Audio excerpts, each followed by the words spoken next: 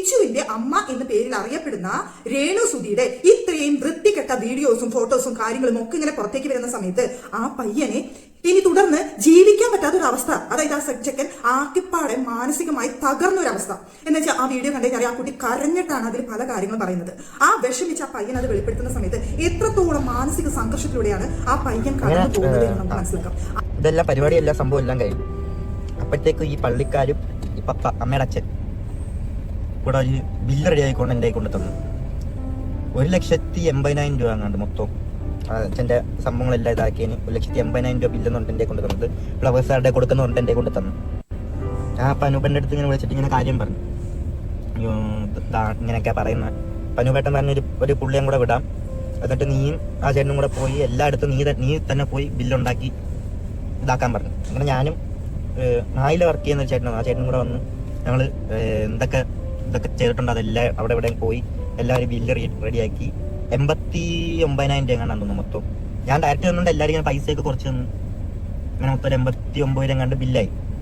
അത് ഞാൻ ഇട്ട് കൊടുത്ത് ഫ്ലവേഴ്സാർ. അത് അനൂപേട്ടനും എല്ലാവരും കൂടെ ചെയ്തതെല്ലാം പൈസ എല്ലാം ക്ലിയർ ചെയ്ത് എല്ലാം കഴിഞ്ഞ് ഒറ്റയ്ക്കായി ഞാൻ. ആ ടൈമിൽ ആദ്യമൊക്കെ അമ്മ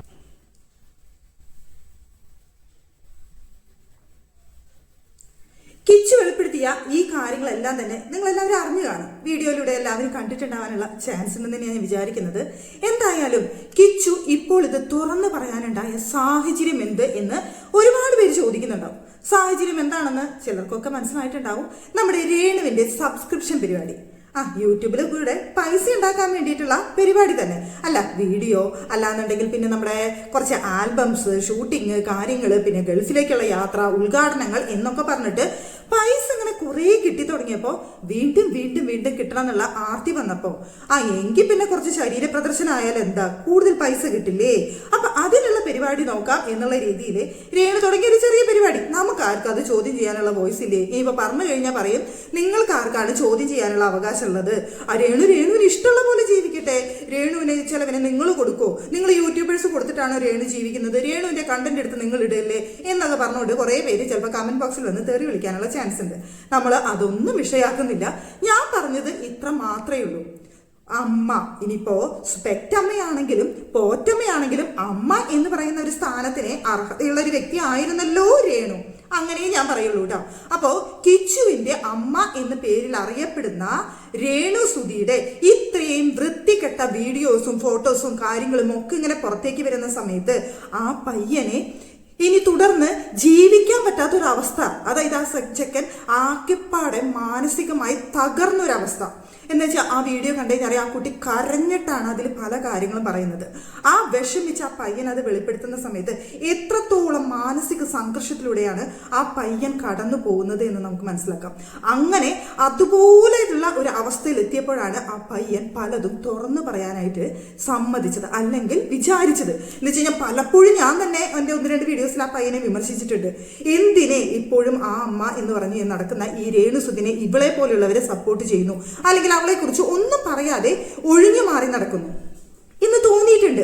അത് വെച്ച് കഴിഞ്ഞാൽ എല്ലാം ഉള്ളിലൊതുക്കിക്കൊണ്ട് ഈ പയ്യൻ ഇങ്ങനെ നടക്കുന്ന സമയത്ത് അവളെ കൂടുതൽ ജനങ്ങൾ സപ്പോർട്ട് ചെയ്യണം. അവളുടെ യഥാർത്ഥ മുഖം പുറമേക്ക് വരാതെ ഒരു മുഖം മൂടിയിട്ടുകൊണ്ട് അവള് വളരെ സന്തോഷത്തിൽ എന്നെ കിച്ചു വിളിക്കാറുണ്ട്. എൻ്റെ മോനാണ് ഇഷു, എൻ്റെ ബിഗ് ബോസിലൊക്കെ കാണുന്നിരുന്നു, എൻ്റെ കിച്ചു, എൻ്റെ പൊന്നു മോനെ എനിക്ക് കാണണം എന്നൊക്കെ പറഞ്ഞുകൊണ്ടുള്ള അവളുടെ നാടകങ്ങൾ കുറേ ജനങ്ങൾ കണ്ടിട്ട് അവൾ ഇപ്പോഴും സപ്പോർട്ട് ചെയ്യുന്ന കുറേ പേരുണ്ട്. അവർക്കൊക്കെയുള്ള ഒരു തിരിച്ചടി അല്ലെങ്കിൽ തിരിച്ചറിവാണ് കിച്ചുവിൻ്റെ ഈ വീഡിയോ അല്ലെങ്കിൽ തുറന്നു പറച്ചിൽ എന്ന് പറയുന്നത്. സ്വന്തം അച്ഛൻ മരിച്ചതിൻ്റെ ചടങ്ങുകളും കാര്യങ്ങളും ഒക്കെ കഴിഞ്ഞതിന് ശേഷം 1,85,000 രൂപ 86,000 ഒരു ബില്ല് കൊണ്ടുവന്ന് സ്കൂളിൽ പഠിക്കുന്ന അങ്ങനെ തന്നെ പറയണം, പഠിക്കുന്ന ഒരു പയ്യന്റെ കയ്യിൽ കൊണ്ടുവന്നിട്ട് തങ്കച്ചൻ കൊണ്ട് കൊടുത്തു അത്രേ. എന്നിട്ട് എന്താന്ന് വെച്ചാൽ ചെയ്തോ എന്നിട്ട് കൊടുത്തു അത്രേ. അല്ല തങ്കച്ച, ഇക്കാര്യത്തിൽ എനിക്ക് ചോദിക്കാനുള്ളത്, ആ പയ്യനെ കൊടുക്കാനല്ലല്ലോ ഇതിനേക്കാളും നല്ലത് ആ പറയുന്ന സുധിയുടെ ഭാര്യയുടെ കയ്യിൽ കൊടുക്കുന്നതായിരുന്നില്ലേ തങ്കച്ച നല്ലത്? എന്ന് വെച്ച് കഴിഞ്ഞാൽ കിച്ചു ഒരു പയ്യനാണ്, സ്കൂളിൽ പോകുന്ന വെറും പയ്യൻ. എന്നിരുന്നാൽ തങ്കച്ച ഭാര്യ എന്ന് പറയുന്ന ഒരു വ്യക്തി ഉണ്ടായിരുന്നു. ഇപ്പൊ ഭർത്താവ് മരിച്ചു കഴിഞ്ഞാൽ ആ വീട്ടിലെ ബാക്കി എല്ലാ കാര്യങ്ങളും നടത്തേണ്ടത് ഭാര്യയാണ്. ആ നിലയ്ക്ക് ആ ബില്ല് കൊണ്ടു ചെന്ന് കൊടുക്കേണ്ടത് നിങ്ങളുടെ മോളുടെ കയ്യിലായിരുന്നു. കയ്യിലായിരുന്നു, അല്ലാതെ ഏത് ബാഗും തൂക്കിക്കൊണ്ട് സ്കൂളിലേക്ക് പോകുന്ന പയ്യന്റെ കയ്യിലായിരുന്നില്ല ആ ബില്ല് കൊടുക്കേണ്ടത്. അതും പോരാഞ്ഞിട്ട് 1 ലക്ഷം രൂപയോളം സ്വന്തം മകളുടെ ഭർത്താവ് മരിച്ചതിന്റെ ചെലവിലടക്കം കയറ്റി വെച്ച നിങ്ങളൊക്കെ ഒരു മനുഷ്യനാണോ? അല്ല, നിങ്ങളൊക്കെ എന്ത് വർഗത്തിലാണ് പെടുത്തേണ്ടത്?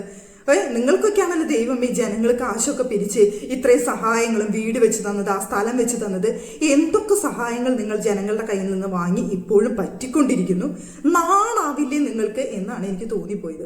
ആ പയ്യൻ ഇപ്പോഴും അത് തുറന്നു പറയുന്നത് മുഴുവനായിട്ട് തുറന്നു പറയുന്നില്ല. അവൻ എല്ലാ കാര്യങ്ങളും തുറന്നു പറയാനുള്ള ബുദ്ധിമുട്ടുണ്ടായിരിക്കാം. എന്തായാലും ആ പയ്യൻ പറഞ്ഞൊരു കാര്യം എന്ന് പറയുന്നത് അവൻ ലഹരിക്ക് അടിമയായിരുന്നു എന്നൊരു കാര്യം പറയുന്നുണ്ട് ആ പയ്യൻ. എന്താണെന്ന് വെച്ച് കഴിഞ്ഞാൽ ഈ ഒരു വിഷയം വെച്ചുകൂടി തന്നെയാണ് രേണുവിന്റെ ഫാമിലിയും അവിടെ കിച്ചുവിനെ ബ്ലാക്ക് മെയിൽ ചെയ്തിരുന്നത്. അത് പലപ്പോഴും പലർക്കും പറയണമെന്നുണ്ടായിരുന്നു, വീഡിയോകളിലൂടെയും സോഷ്യൽ മീഡിയയിലൂടെ ഒക്കെ വന്ന് പറയണമെന്നുണ്ടെങ്കിൽ പോലും പലരും പറയാതിരുന്നതിന്റെ റീസൺ എന്ന് പറയുന്നത് ആ പയ്യൻ മോശക്കാരനാവണ്ട സോഷ്യൽ മീഡിയയിൽ അല്ലെങ്കിൽ പൊതുവെയുള്ള ജനങ്ങളുടെ മുന്നിൽ എന്നുള്ളത് കൊണ്ടാണ്. പക്ഷെ ഇപ്പോൾ കിച്ചു തന്നെ അത് തുറന്നു പറഞ്ഞത് അവന്റെ സിറ്റുവേഷൻ സാഹചര്യം അത്രയും മോശമായതുകൊണ്ടാണ് കിച്ചു തന്നെ വന്നിട്ട് ഇപ്പോൾ ആ ഒരു കാര്യം പറഞ്ഞിട്ടുള്ളത്. ഞാൻ ഡ്രഗ്സിന് അടിമയായിരുന്നോ? അച്ഛൻ മരിച്ച സമയത്ത് എന്നെ കെയർ ചെയ്യാനോ സ്നേഹിക്കാനോ എനിക്ക് വേണ്ടി സംസാരിക്കാനോ അല്ലെങ്കിൽ ഞാൻ സംസാരിക്കുന്നത് കേൾക്കാനോ എനിക്ക് വേണ്ടി കുറച്ച് സമയം മാറ്റിവെക്കാനോ ആരും തന്നെ ഉണ്ടായിരുന്നില്ല. ആ വീട്ടില് ഒറ്റപ്പെട്ട അത്രയ്ക്ക് മാനസികമായി തകർന്ന ഒരു അവസ്ഥയിൽ ജീവിക്കുന്ന സമയത്ത് ഞാൻ ഡ്രഗ്സിന് അടിമയായിരുന്നു എന്ന് കിച്ചു ആ വീഡിയോയിൽ പറയുന്നുണ്ട്.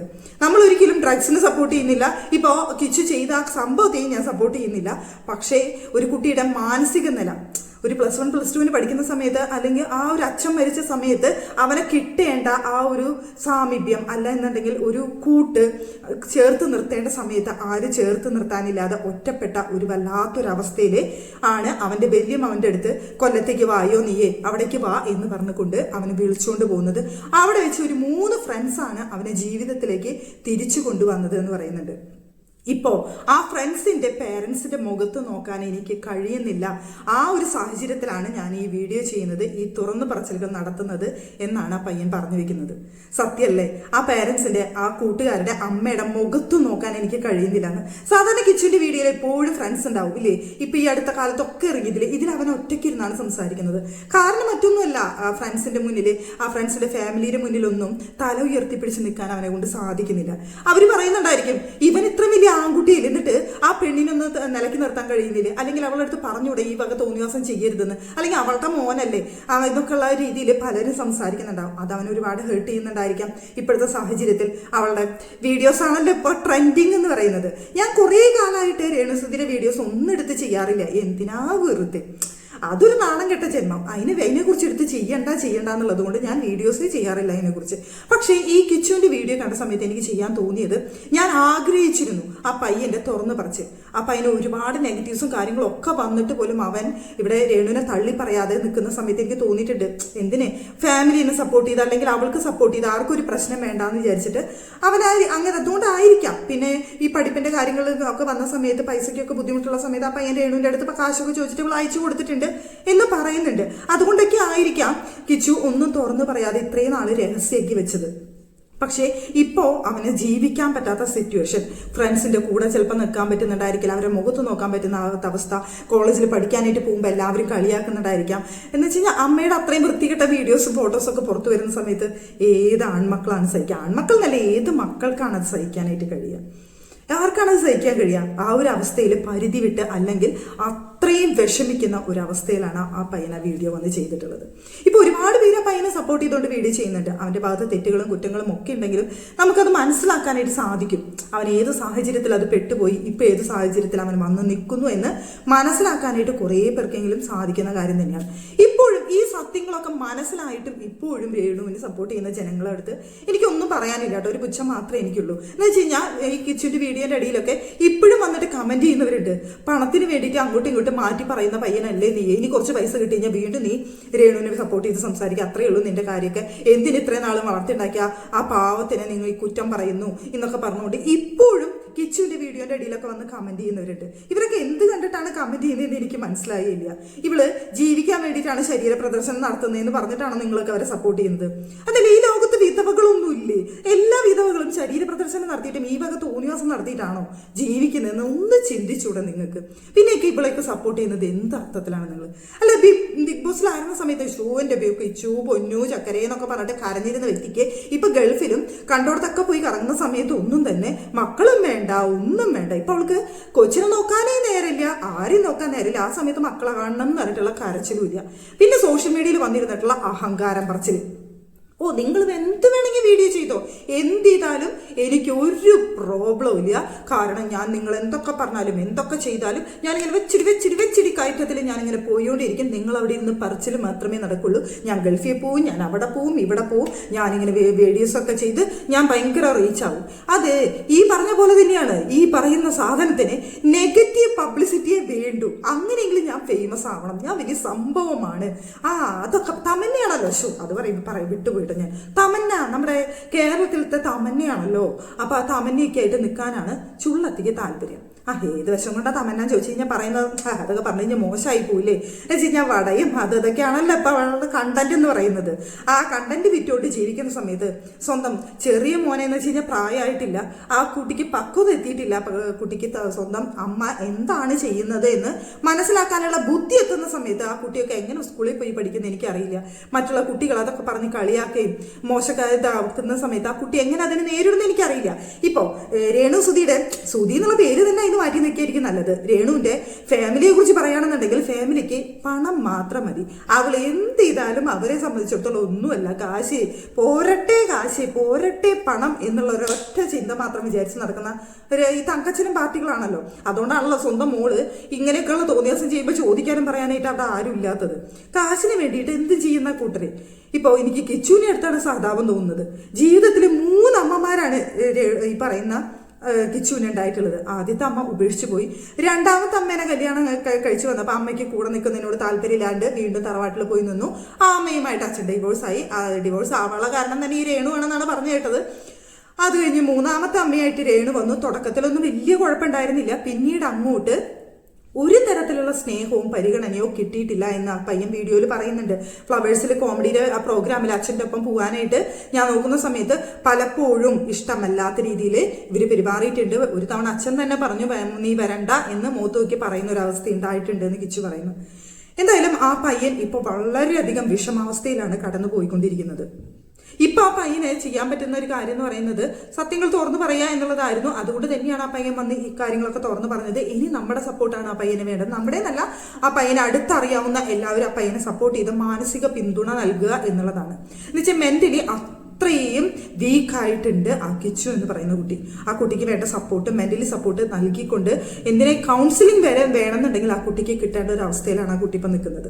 ഇനി ഇപ്പോൾ ഈ വീഡിയോ ചെയ്തതിന്റെ പേരിൽ രേണുവിനെതിരെ സംസാരിച്ചതിന്റെ പേരിൽ ഇനിയിപ്പോൾ രേണുവിന്റെ ഫാമിലിയിൽ നിന്നും തങ്കച്ചന്റെ കയ്യിൽ നിന്നും രേണുവിന്റെ കയ്യിൽ നിന്നൊക്കെ ഇനി വരാൻ പോകുന്നത് എന്തൊക്കെയാണെന്ന് കണ്ടറിയേണ്ടി വരും. ഇനിയിപ്പോൾ രേണു തന്നെ കിച്ചുവിനെതിരെ ചിലപ്പോൾ രംഗത്ത് വരാം. എന്തൊക്കെ വൃത്തികേടുകൾ, എന്തൊക്കെ മോശക്കേടുകൾ ഇനി പറഞ്ഞുകൊണ്ട് വീഡിയോകൾ വരും എന്നുള്ളത് കണ്ടറിയേണ്ട കാര്യമാണ്. ഇപ്പൊ രേണുവിന് ഇനിയിപ്പോൾ എന്ത് തോന്നിയ സമയം ഇവനെ കുറിച്ച് വിളിച്ച് പറയാനുള്ള ഒരു ഇതും വരും, ലൈസൻസും കിട്ടും. എന്താ വെച്ച് കഴിഞ്ഞാൽ ഇവൻ ഇപ്പോൾ രേണുവിനെ കുറിച്ചുള്ള പലതും വിളിച്ച് പറഞ്ഞതുകൊണ്ട് അവൻ അങ്ങനെ ആയതുകൊണ്ടാണ് ഞാൻ അവനെ പുറത്താക്കിയത്, അല്ലെങ്കിൽ അവൻ അങ്ങനെ ചെയ്തതുകൊണ്ടാണ് എനിക്ക് അങ്ങനെ ചെയ്യേണ്ടി വന്നതെന്നൊക്കെ പറഞ്ഞിട്ട് ചിലപ്പോൾ എക്സ്പ്ലനേഷൻ ഒക്കെ വരാനുള്ള ചാൻസ് ഉണ്ട്. ഇനിയിപ്പോ എന്ത് രേണു പറഞ്ഞാലും അവനൊരു കൊച്ചു കുട്ടിയായിരുന്നു. അവനെ നിയന്ത്രിക്കേണ്ടതും അവന്റെ തെറ്റുകൾ തിരുത്തേണ്ടതും അവനെ പറഞ്ഞു നിർത്തേണ്ടതും അവന് വേണ്ട ഉപദേശങ്ങൾ നൽകേണ്ടതും അവനെ ചേർത്ത് നിർത്തേണ്ടതും എന്ത് തെറ്റുണ്ടെങ്കിൽ അത് പറഞ്ഞു കൊടുത്ത് അവന്റെ ഒപ്പം നിൽക്കേണ്ടതും ഒക്കെ നിങ്ങളായിരുന്നു അമ്മ എന്നുള്ള സ്ഥാനത്ത് നിന്നിട്ട്. അതുകൊണ്ട് തന്നെ ഇനി അവനെതിരെ എന്തൊക്കെ നെഗറ്റീവ്സ് പറഞ്ഞിട്ട് രേണു വീഡിയോ ചെയ്താലും അതൊന്നും ഏൽക്കാൻ പോകുന്നില്ല. ഇനിയിപ്പോൾ നീ എന്തൊക്കെ പറഞ്ഞാലും എന്ന് വെച്ച് കഴിഞ്ഞാൽ ജനങ്ങൾക്ക് അത് മനസ്സിലാവും. കാരണം അവൻ കുട്ടിയായിരുന്ന സമയത്തെ അവൻ തെറ്റ് ചെയ്തിട്ടുള്ളൂ. ഇപ്പോഴവൻ നല്ല രീതിയിൽ ജീവിക്കുന്നുണ്ട്, സ്വയം പ്രാപ്തി നേടിയിട്ടുണ്ട്.